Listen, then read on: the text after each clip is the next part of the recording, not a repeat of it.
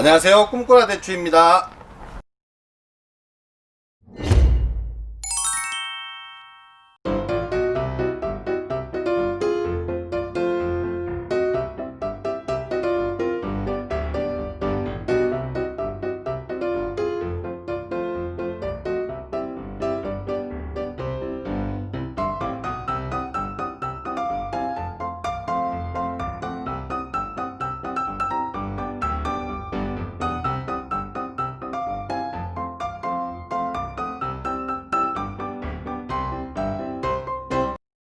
이 농장은 논이었습니다. 땅은 마사하고 그냥 항토하고 반반씩 쓱한 걸로 그 땅을 이제 했었어요.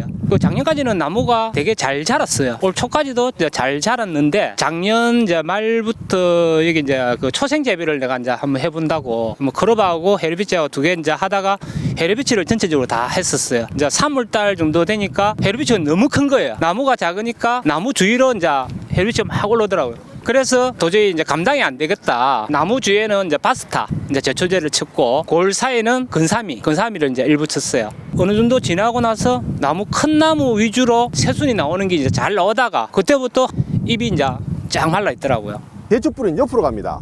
옆으로 가기 때문에 이 나무를 뽑아도 이쯤에서 대부분 뿌리가 형성돼 있어요. 뿌리가 여기 있는데 여기에 물이 가득 있으면은 나무는 가뭄을 타는데 내가 보기에 포장 물은 충분한 거예요. 약도 마찬가지인 겁니다. 근사미를 이렇게 쳤으면은 뿌리가 만약에 깊게 내려갔으면은 이 밑으로 뿌리가 있으면 영향을 받았겠지만 지금 여기는 근사미 쳤다 하셨지 않습니까? 그러면 근사미 영향은 아니에요. 뿌리가 위에 있고 약은 밑에 갔기 때문에 약을 쳐서 문제가 생기려면은 일단 이런 잎부분에 점이 박힙니다. 약이 날아가서 비산이 된다 그러죠. 이런 부분에 점이 박히게 되는데 봤을 때 그런 부분도 없어요. 그럼 약하고는 상관이 없어요. 그럼 두 번째는 헤르비치를 하셨는데 하나 빠진 게 있는데 퇴비였죠. 자, 여기 사장님께서는 여기에 총 800평 정도 되는 땅 규모의 나무가 300주 식재되어 있습니다. 그리고 20kg짜리 말퇴비를 150호를 뿌렸어요. 그러면은 기존에 봤을 경우 한 나무에 퇴비가 7kg가 들어간 겁니다. 정상적으로 나오는 것들 이 밑에는 보면은 타는 부분이 적어요. 지금 타는 부분이 많은 데는 어린 잎들, 지금 나오는 잎들, 최근에 2주 사이에 나온 잎 다 타고 있어요. 뭐냐면은 저희도 그런 경우가 있는데 저도 아직까지 명확하게 이게 뭐 때문에 그렇다는 건 아닌데 일단 봤을 경우에는 나무가 왕성하게 크는 것들은 그런 현상이 적거나 타도 잎 끝부분만 살짝 그러지 많이 타 들어오진 않아요. 적게 자란 것들 타는 확률이 더 많고 더 깊어요. 단 이거는 병이 아니기 때문에 약으로 방지하는 건 아니에요. 타 들어오다가 말지 이게 6월달 되면 그런 증상은 없어집니다. 5월달하고 6월 초 사이에만 이런 증상이 나타나는데 단순하게 이런 잎 끝부분만 타는 건 별 문제가 안 돼요. 문제는 이 새순이 타면은 그게 문제가 되는 겁니다. 순이 못 자라기 때문에. 일단 저희가 한 명 내리는 거는 이 밭은 퇴비가 너무 많았어요. 2년차 치고 한 나무에 7kg면은 성목도 7kg가 안 들어가요.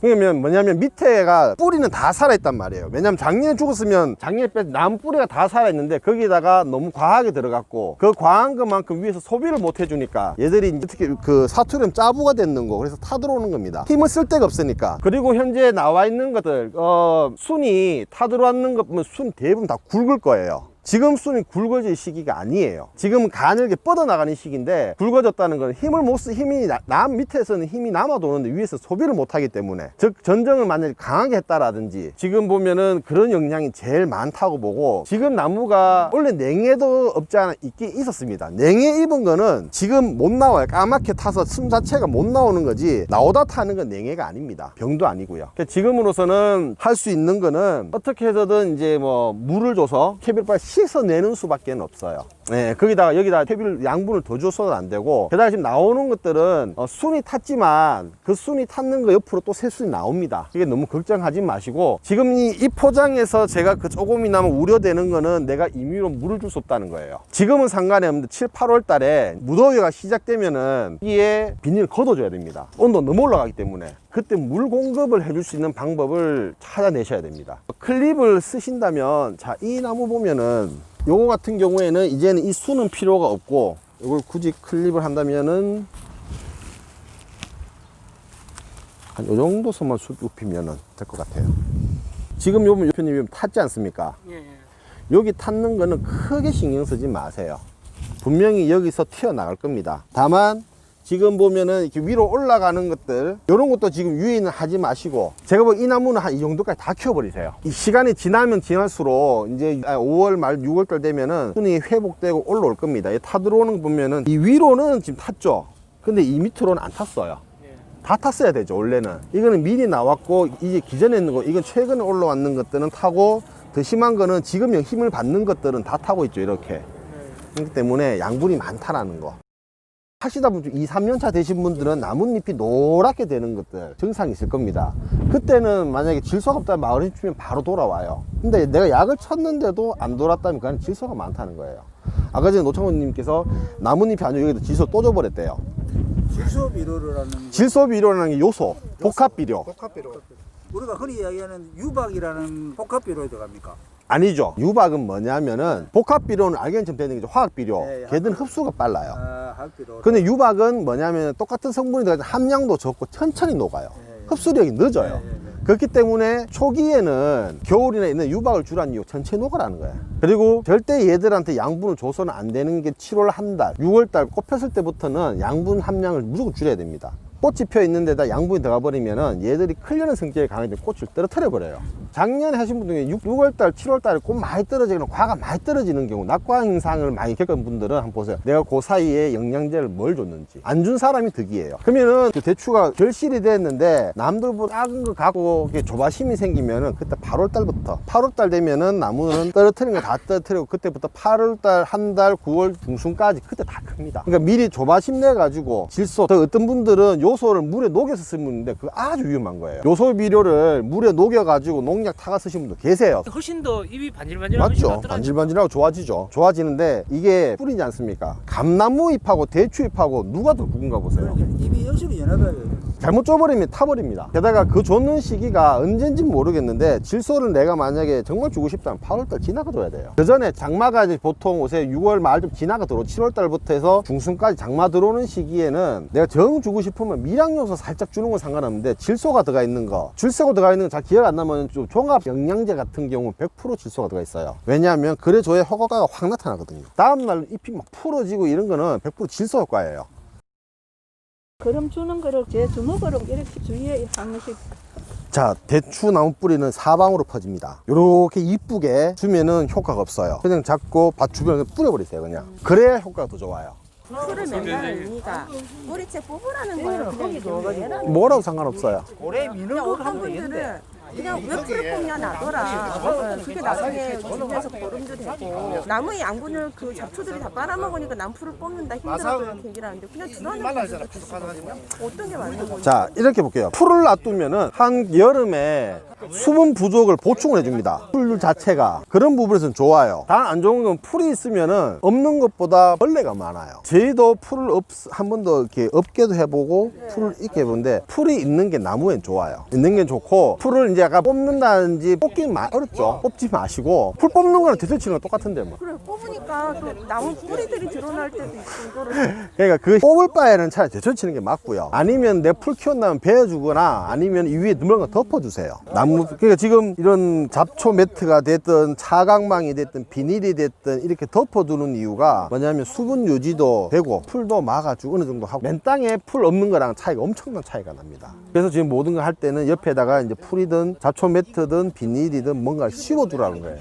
그럼 이 씌워준 거를 개복하는 시기는 어느 정도 돼서? 최대한 8월달 돼서요. 8월 이후에는 그냥 잡초도 크고 예, 커도 켜주세요. 그러면 왜냐면 8월달부터는 얘 나무들이 이제 크기도 커야 되고 또 그때는 8월달 뭡니까? 한여름이죠. 덮어놔버리면은 이 안에 온도가 막 올라가요. 막 올라가면은 얘들이 그때 뿌리가 위로 올라와 버려요. 하늘 뚫고 막 올라와요. 그렇게 되면은 오히려 더 안 좋은 차라리 벗겨버리고 그래야 물 들어가기도 쉽고 8월달에 열어놨다가 언제 듣느냐면은 내년 한 3월달 돼가지고 8, 9월달 열매 따고 열매 끝나고 난 뒤에 퇴비하면 줘야 되잖아요. 그죠? 그때까지 계속 열어놓는 거예요. 그러면 이거 언제 닿냐면 3월달부터 한 장마 끝나기까지 그때는 덮어주시고.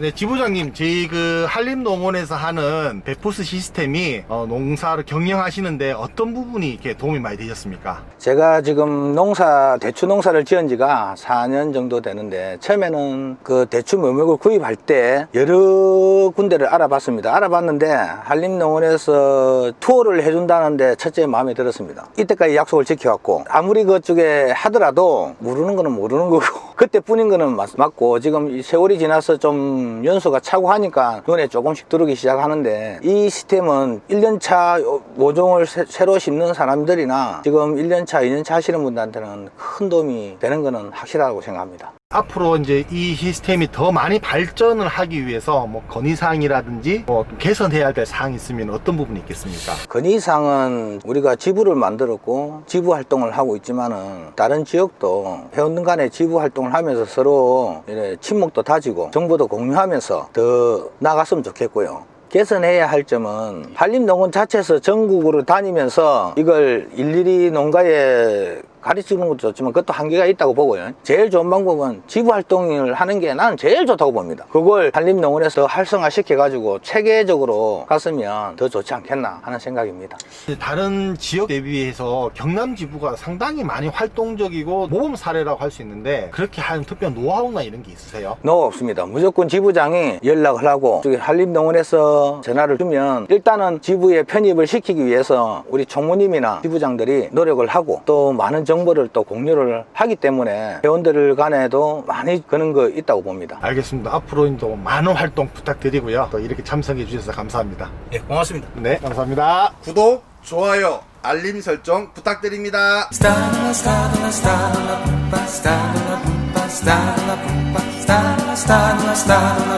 Start la pumpa, pum pum.